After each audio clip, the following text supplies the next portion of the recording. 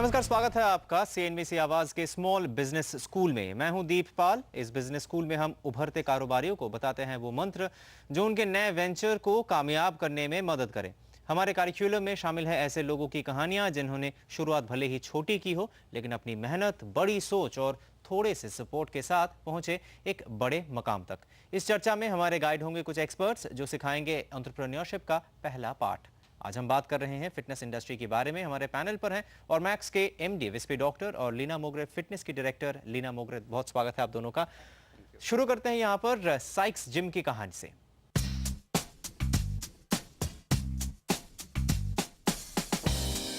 क्या होता है जब आपका पैशन ही आपका पेशा बन जाए? You get a successful business venture. और यही खासियत है साइक्स जिम की। बहुत थोड़े समय में ही साइक्स ने हेल्थ एंड फिटनेस जगत में अपनी एक अलग पहचान बनाई है। तो आखिर इस कामयाबी का मंत्र क्या है? My passion for the brand, my passion for health, my passion to help people. It's not necessarily about weight loss. हर चीज weight loss पे नहीं देखते हम लोग. Little things. People are depressed sometimes. They come here and they become happy. They talk to people. They feel better. Anything that can help people, it's a passion. इसी passion के साथ नितिन ने कारोबार खड़ा किया और 2002 में शुरू हुआ साइक्स फिटनेस जिम। लेकिन जिम बनाने से पहले कारोबार जगत में अपना नेटवर्क बनाने के लिए नितिन ने हेल्थ सप्लीमेंट्स की खुराक ली। उन्होंने यूएस से सप्लीमेंट्स इंपोर्ट करके भारत में बेचना शुरू किया। न्यूट्रिशन बिजनेस से स्टार्ट किया था, which is lot smaller, but जितने मेरे कॉन्टैक्ट्स बने, जितने मेरी नेटवर्किंग बनी, क्योंकि मैं इंडिया आ रहा था और मैं किसी को जानता नहीं था यहाँ, मेरी सारी नेटवर्किंग उस बिजनेस से बनी। एक्चुअली मैंने वो छोटे बिजनेस से स्टार्ट किया where the investment was not so big. जिस बिल्डिंग में रहता हूँ उसी बिल्डिंग में मेरा गराज था, उस गराज से मैंने एक्चुअली स्टार्ट किया and I started promoting supplements from there.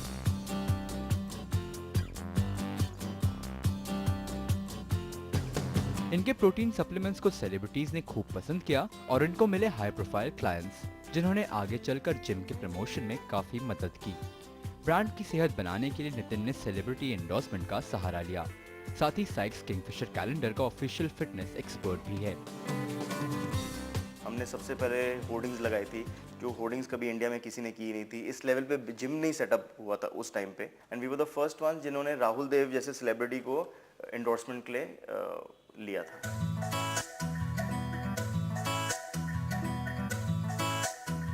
लेकिन ये मानते हैं कि सबसे बड़ा मार्केटिंग टूल होता है क्लाइंट्स की बातें। हमने ये सब किया तो लोग एक दूसरे को बताते हैं, and there is no bigger branding than word of mouth really.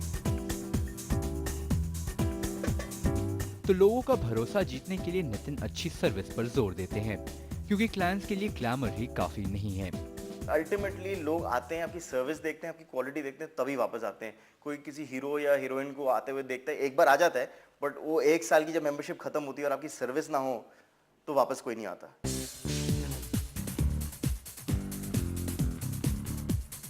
बढ़िया सर्विस देने के लिए नितिन ने जिम के साथ salon, spa, spinning studio, relaxing lounge, health bar और टेरेस कैफे जैसे कई फीचर्स भी जोड़े।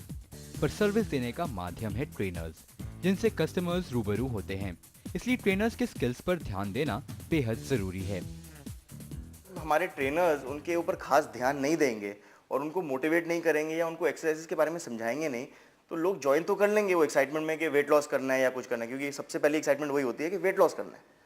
लेकिन 3 महीने बाद, 2 महीने बाद जब कोई अटेंशन नहीं मिलेगी जिम में, या कोई देखेगा नहीं, आपका राइट फॉर्म या रॉन्ग फॉर्म चेक ही नहीं करेगा, या तो आप इंजर हो जाएंगे और घर में बैठ जाएंगे, बोलेंगे यार ये गलत है, ये करना ही नहीं है, या आप डिसहार्टन हो जाएंगे कि मेरे से कुछ हुआ ही नहीं, वेट लॉस भी नहीं हुआ। क्लाइंट्स को आकर्षित करने का एक और तरीका है जिम की अच्छी लोकेशन। ये बिजनेस के लिए ऐसी जगह चुनते हैं जहां आबादी ज्यादा हो। It has to be a heavily residential area so that you can get at least a critical mass of members, because the investment is very big in this business. Nitin ने कारोबार शुरू करने के लिए 2 करोड़ रुपए लगाए और विस्तार के लिए बैंक से लोन लिया। इनको सबसे ज्यादा खर्च करना पड़ता है रियल एस्टेट और इंफ्रास्ट्रक्चर पर अब वो ऐसे खर्चों में कटौती करने के लिए फ्रेंचाइजी रूट को अपनाने के बारे में सोच रहे हैं। लेकिन सब कुछ निर्भर करेगा अच्छे मौके और सही फ्रेंचाइजी मिलने पर। देखते हैं कौन से वो मंत्र हैं जो नितिन के बिजनेस के लिए सप्लीमेंट का काम करते हैं।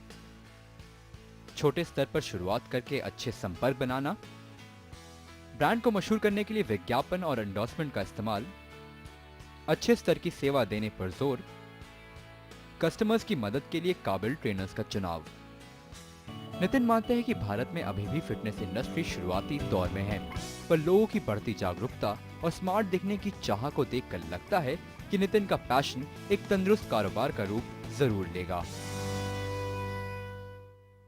तो नितिन मानते हैं कि भारत में फिटनेस इंडस्ट्री अभी भी शुरुआती तौर पर है। यहाँ पर इसका मतलब क्या है? क्या है आपके लिए इस फिटनेस इंडस्ट्री में मौके? इस पर बात करेंगे इस ब्रेक के बाद।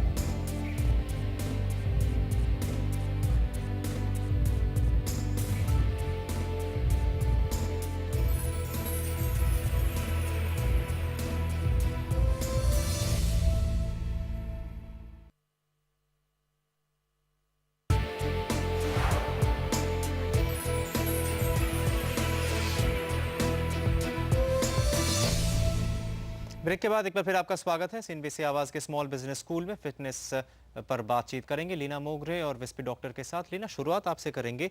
यहाँ पर नितिन को हमने बोलते हुए सुना कि फिटनेस इंडस्ट्री एकदम अपनी शुरुआत में है। यहाँ पर फिटनेस इंडस्ट्री के लिए स्कोप क्या देखती हैं आप? आई थिंक फिटनेस इंडस्ट्री अभी बढ़ रही है, जस्ट राउंड द कॉर्नर। अभी ये 2000 करोड़ की इंडस्ट्री है and secondly it's a unorganised industry, it's not yet in a organised form. तो ये बात ध्यान में रखनी चाहिए and it has got huge potential, क्योंकि ये वेलनेस इंडस्ट्री है, इट्स नॉट ओनली फिटनेस, और ये प्रिवेंटिव के रूप में जानी जाती है अभी, because now fitness is like preventive medicine. आप इसके स्कोप को कैसे देखते हैं? यहाँ पर जैसे हम इकोनॉमी के बढ़ने की बात करते हैं या बिजनेस बढ़ने की बात करते हैं, अलग अलग इंडस्ट्रीज़ बढ़ने की बात करते हैं, उसी तरह फिटनेस को कैसे बढ़ते हुए देखते हैं? ये सही बात है, क्योंकि ये इंडस्ट्री अभी इतनी बिगिनिंग स्टेट में है, जो हमारे बिजनेस में इमेच्योर इंडस्ट्री कहते हैं। उसकी पहचान है कि ये इंडस्ट्री शुरू कैसी होती है।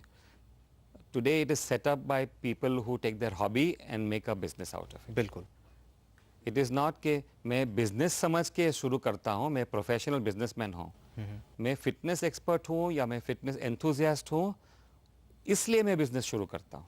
विस्पी, तो क्या इसका कोई पिटफॉल है कि मुझे अच्छा लगता है वर्कआउट करना और इसीलिए मैंने एक फिटनेस इंस्टीट्यूट खोल दिया या एक जिम खोल दिया? इसके पिटफॉल्स क्या हो सकते हैं? 2-3 पिटफॉल्स हो सकते हैं। सबसे बड़े पिटफॉल तो मैंने शुरू किया जो मुझे अच्छा लगे, रादर देन कंज्यूमर को क्या ज़रूरत है।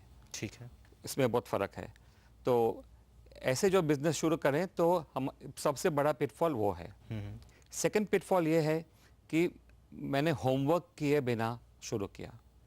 मैंने होमवर्क किया। होमवर्क बहुत तरीके से होमवर्क होते हैं। एक तो सब लोग फाइनेंशियल होमवर्क करते हैं, रियल एस्टेट लोकेशन जैसे उन्होंने बताया वो होमवर्क करते हैं, मगर और भी होमवर्क करना चाहिए। कंज्यूमर कौन है उसका होमवर्क करना है, किस तरह का जिम होना चाहिए वो उसका होमवर्क, उसका फ्यूचर में क्या देख सकता हूँ उसका होमवर्क। ये सब होमवर्क करे बिना शुरू करे तो बड़ा पिटफॉल हो सकता है। In your passion, you can't get carried away with your passion. You have to understand that ये है business, आप इतना पैसा लगा रहे हैं, what is the profitability, what is the viability. अगर now the biggest hurdle like it's the rentals. अगर आपको जगह इतनी पसंद आ गई हो but the rentals are too high, you can't just take that place for your gym. बिल्कुल, मैं इसी चीज़ पे आ रहा था लीना, चूंकि आपका आप फिटनेस इंडस्ट्री में इतने दिन से हैं, आपका एक चेन भी है इस इंडस्ट्री में। अब अगर अभी देखा जाए पिछले 3-4 सालों से जैसे हमने रियल एस्टेट के कॉस्ट को एस्केलेट होते हुए देखा है, अभी अगर कोई एंटर करना चाहे उसके लिए जाहिर तौर पर एक अच्छा लोकेशन तो होना पड़ेगा, या आसपास ऑफिसेज हों या आसपास बहुत सारे घर हो, लोग रहें, आबादी रहें, ऐसी जगह पे आपको बनाना पड़ेगा। तो आप इसको टैकल कैसे कर सकते हैं रेंटल को? You have to keep in mind कि अगर आप बैंड्रा में देख रहे हो, टाउन में देख रहे हो, don't start it over there, start it at places where the rentals are little lower, like Vashi है, कांदिवली है, थाने है, like we have also opened in these places and we are planning to open in these places more and more out of Bombay. तो उसके लिए एक चीज़ मुझे समझाइए कि यहाँ पे जैसे हमने सुना कि ये फ्रेंचाइजी मॉडल की तरफ जाने के बारे में सोच रही हैं, तो आप कह रहे थे कि आपने इतने सारे जगहों पे जिम्स खोले हैं, आप कह रहे हैं ये वेलनेस इंडस्ट्री है, प्रिवेंटिव मेडिसिन की तरह ये इंडस्ट्री है, तो यहाँ पे अगर कोई फ्रेंचाइजी मॉडल की तरफ जाए तो किन बातों का ख्याल रखना जरूरी है? आई थिंक फ्रेंचाइजिंग में you have to be very very thorough yourself. आप जो मास्टर फ्रेंचाइज है, यानी कि आप जो है खुद आपके वहाँ आपके यहाँ सब टूल्स होने चाहिए. Your marketing campaigns have to be ready for the other franchisees. You have to understand what your franchisee needs. Maybe he's a fitness enthusiast, he is not a business person. तो selection of your franchise is the first thing. कौन है आपके franchise? Are they only interested in fitness or do they have financial backing? Are they financially safe? तो ये सब चीज़ों का पहले ध्यान रखना चाहिए. Secondly is your own marketing and your tools. What your marketing giving to your franchisee is all intelligent collateral that you're giving them. यानी कि सेल्स ट्रेनिंग. तो आपकी सब मैनुअल्स तैयार होने चाहिए इसके लिए, आपके सब सीडीज तैयार होने चाहिए. So what are you giving your franchisee? It's just not the जो नीड. आपके ट्रेनर्स हैं उनको ट्रेन करना कितना ज़रूरी है, क्योंकि ये बहुत पर्सनल किस्म के लोग होते हैं, आपको ये ट्रेनिंग करवा रहे हैं, you are depending on them with your life. इनको ट्रेन कराना कितना ज़रूरी See, है? fitness is 90% psychological, how you motivate your client. So the trainers are also taught on these basis that yes, you have to motivate. Other than your techniques, जो भी है, weight training के latest knowledge है, stretching techniques है, all that. क्योंकि अभी industry में only certified trainers are taken in. We don't, none of the industry people take non-certified people. So certification in this industry has become very essential. काफ़ी capital intensive business है ये. आपको एक तो space बहुत ज़्यादा चाहिए, उसके बाद आपको अच्छे इक्विपमेंट्स भी चाहिए. यहाँ पे फाइनेंसिंग के लिए बेस्ट तरीका क्या हो सकता है? इसके एक सवाल पहला होता है कि फ्रेंचाइजिंग की ज़रूरत है कि नहीं है. ठीक है. ये फ्रेंचाइजिंग शब्द है is a marketing approach, but fitness और जिम का बिजनेस में is like a bank. You need lots of branches. Why? Because the consumers will not come to you. You have to go to them. Right. माने हमें branches खोलनी पड़ती है gym में, fitness business में. Okay, depending upon किस तरह का कंज्यूमर है, दैट विल डिटरमिन कितनी ब्रांचेस ओपन करनी पड़ेगी. नई इंडस्ट्री है, मौके बहुत सारे हैं, काफ़ी ज़्यादा यहाँ पे अगर देखें ऑर्गेनाइजेशन का अभाव है. लेकिन अगर आप इस इंडस्ट्री में घुसना चाहें तो कैसे आप बनाएंगे अपने जिम को और बाकी सारे जिम से अलग? इस पर बात करेंगे इस ब्रेक के बाद.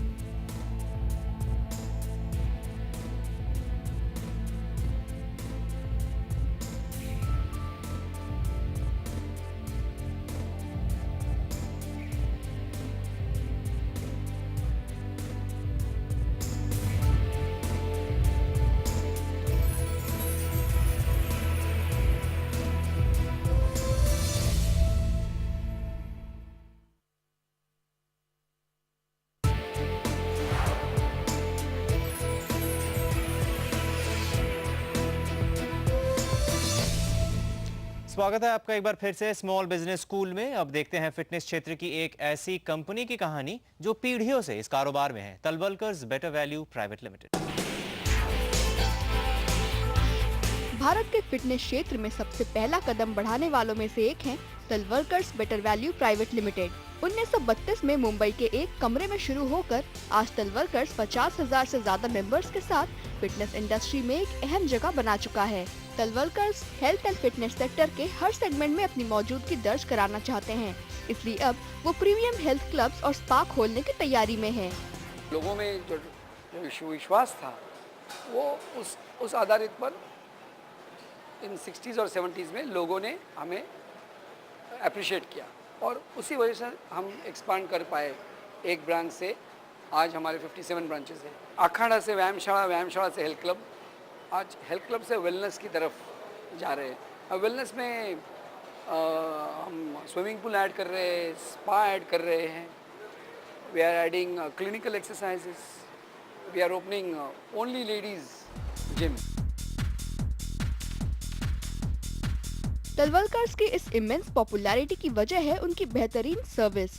तजुर्बेकार trainers, world class equipment, spinning studio, aerobic centres और सेहत के बारे में एक्सपर्ट सलाह, ये फीचर्स इन्हें दूसरों से अलग बनाते हैं. इनके मेंबर्स 20 साल से 50 साल की एज ग्रुप के होते हैं और इन सब की अलग अलग जरूरतों को ध्यान में रखकर ट्रेनिंग प्रोग्राम बनाए जाते हैं. इसके लिए कंपनी अपने कर्मचारियों को खास प्रशिक्षण भी देती है. बॉम्बे में एकेडमी खोला है. वो एकेडमी में हम जहाँ शहरों में जिस शहर में खोलना चाहते हैं उस शहर के सिलेक्टेड लोगों को बॉम्बे में लाकर 1.5 से 2 महीने तक हमारे एकेडमी में रखकर उनके complete training of as an instructor to masseur to accountant to behavioural training, तो सारा ट्रेनिंग हम एक ही जगह में देते हैं. अपने कारोबार को और मजबूत करने के लिए ये फैमिली बिजनेस अब कॉर्पोरेट कल्चर को अपना रहा है। ब्रांड की विजिबिलिटी बढ़ाने के लिए तलवलकर्स मिस इंडिया जैसे कई इवेंट्स के साथ समय समय पर जुड़ते रहते हैं। कॉर्पोरेट मेंबरशिप और गिफ्ट वाउचर जैसे स्कीम्स इनकी पहुंच को बढ़ाने में सहायक हैं। इन्होंने कई स्ट्रैटेजिक पार्टनर्स के साथ हाथ मिलाया है और फ्यूचर ग्रुप के साथ जिम एंड मॉल के लिए टाई अप किया है। ये देश भर में 100 जिम खोलना चाहते हैं। सालों से इनकी बढ़िया सर्विस और ब्रांड वैल्यू को देखते हुए ये मुश्किल नहीं होना चाहिए। तो ये थे तलवलकर्स की कहानी। हमारे लेसन को आगे बढ़ाते हैं लीना मोगरे और विस्पी डॉक्टर के साथ। लीना, यहाँ पे हमने तलवलकर्स में एक चीज़ जो सुना कि पहले अखाड़ा था, वहाँ से हेल्थ क्लब, वहाँ से अब वेलनेस की तरफ जा रहा है। नितिन की कहानी में हमने देखा था कि उन्होंने एक सैलून स्पा रखा है, टेरेस कैफे रखा है, स्पिनिंग स्टूडियो रखा है। इन चीज़ों की कितनी ज़रूरत हो पड़ रही है अब? See, what happens is you have to give value add to your people, to the clients that come in. It's a juice bar रहता है हमारे यहाँ. So, you know, people get their salads, juices, जो भी है उनको बाहर नहीं जाना पड़े. And these are kind of services which builds also the loyalty of your customers to you. You know, spinning studio है, वो group exercise class है. तो जितनी variety आप दे सको clients को, वो variety आपको देनी चाहिए. So, you have to keep up with latest research. Number one, because there is lot of things that are changing. अभी power yoga आ गया है, pilates आ गए, salsa, dancing, Latin dancing, all these are in the group exercise studio. तो you know, like if people are bored of weight training or this thing, because clients come there, yes, they want variety. और variety कहाँ पे? So they don't have to go anywhere else. So they remain loyal to you. किसी किस्म का corporate tie up जब आप करती हैं या कहीं पे नए जिम खोलने के बाद आसपास अगर ऑफिसेस रहते हैं, वहाँ पे जब आप उनको स्कीम्स देती हैं, वहाँ से आजकल के दिनों में कितना परसेंटेज बिजनेस आपको मिल रहा है? अगर जिम ऑफिस के पास हो तो दे come in the morning, have a shower and come to the क्या इसे आप बढ़ते हुए देख रही हैं? Not at the rate that we are expecting. जैसे कि अमेरिका है, वहाँ पे आप देखो तो 1 o'clock to 3 o'clock जो लंच टाइम रहता है, you will see it packed with corporates. Okay. तो यहाँ पे you know like our discipline नहीं है कॉर्पोरेट्स में, क्योंकि लंच टाइम फिक्स नहीं रहता है. May be the job is like that और the executives are too busy. यहाँ पे जो कल्चर है थोड़ा डिफरेंट है. रेसिडेंशियल एरिया क्यों? क्योंकि you know our Indian culture is like this कि आप सुबह नहाए, फिर बाद में पूजा करें, नाश्ता खाए और फिर ऑफिस आ जाए. So most of it is towards that. Yet the younger generation, advertising agencies, media, glamour, they are going more towards corporate tie-ups. That's what we are noticing. मतलब अगर कोई यहाँ पे जिम खोले तो क्या ये एक फील्ड है जहाँ से उनको आगे चलकर क्लाइंट्स मिल Definitely, सकते हैं? 100%. इस पे ध्यान देना जरूरी Yes, रहेगा. yes, absolutely. ठीक है. साथ ही जहाँ तक इक्विपमेंट्स की बात है, यहाँ पे इक्विपमेंट्स काफ़ी एक्सपेंसिव होते हैं, कैपिटल इंटेंसिव है, जो विस्पी से बात हो रही थी. क्या किसी किस्म से लीज में लिए जा सकते हैं? ऐसे कुछ ऑप्शंस हैं? See, there are, if you want, there are 2 types of equipments. पहले आपको अपना बजट डिसाइड करना चाहिए whether you are investing, what is your amount that you want to invest in the gym, because वो रहता है उसमें आपको इंडियन इक्विपमेंट लेने हैं या इम्पोर्टेड इक्विपमेंट लेने हैं. Imported is only one thing is good because there biomechanics are very good. जो इंडियन इक्विपमेंट है, yes the quality is not so good, but again it depends on your budget and what kind of gym you are putting in, which area you are putting it in. Vispi, आपके take Awez इस story से, अगर कोई अपना gym खोलना चाहता है या फिटनेस की इंडस्ट्री में आना चाहता है, उसको आप क्या क्या मेजर आई सलाह थिंक देंगे? सबसे इम्पोर्टेंट है जो हमने अभी तक बात नहीं की कि कंज्यूमर्स को सेगमेंट करना चाहिए. Okay. हमने जो अभी एग्जांपल्स देखे साइक्स और Talwalkars, those are big gyms, those are huge gyms, those are expensive gyms. हम हमारे सोशियो इकोनॉमिक पिरामिड देखे, ये सब ऊपर के लोग हैं. okay? सबसे नीचे के लोग जाते हैं सिंपल स्मॉल अखाड़ास में. What about the big middle class? Okay. I think as a businessman, the biggest opportunity is there. The biggest opportunity is for the middle class. चलिए, तो फिर अगर आप चाहते हैं कि फिटनेस इंडस्ट्री में आप पैर रखें और अपना एक जिम खोले, तो फिर 3-4 चीज़ें हैं, बहुत मुश्किल चीज़ें यहाँ पे नहीं है. नई इंडस्ट्री है, काफ़ी सारा स्पेस है आपके लिए. एक चीज़ जो आपको करना ज़रूर पड़ेगा वो ये है कि ट्रेनिंग लोगों की अच्छी रखनी पड़ेगी. दूसरी बात, आपका जिम और जो यहाँ पे वर्कआउट करने आ रहे हैं उसके लिए एक्साइटमेंट यहाँ पे हमेशा रहे, इसलिए आपको बदलाव लाने पड़ेंगे. और तीसरी चीज़ जो आप देख सकते हैं वो ये है कि बहुत एक्सपेंसिव जिम अगर आप नहीं खोल सकते तो मिड लेवल जिम्स के लिए काफ़ी बड़ा बाजार अभी भी खाली पड़ा है, वहाँ पर एंट्री लेना शायद आपके लिए अच्छा रह सकता है. आप दोनों का बहुत शुक्रिया आज हमारे लिए वक्त निकालने के लिए. और आज के इस शो में इतना ही. हम आपको ऐसे ही मंत्र बताते रहेंगे हमारे इस शो में, तो स्मॉल बिजनेस स्कूल में आना भूलिएगा नहीं. अगली क्लास तक हमें दीजिए इजाज़त. नमस्कार. अगले हफ्ते होगी बच्चों के प्रेपरेटरी स्कूल्स के बिजनेस पर class So don't be late.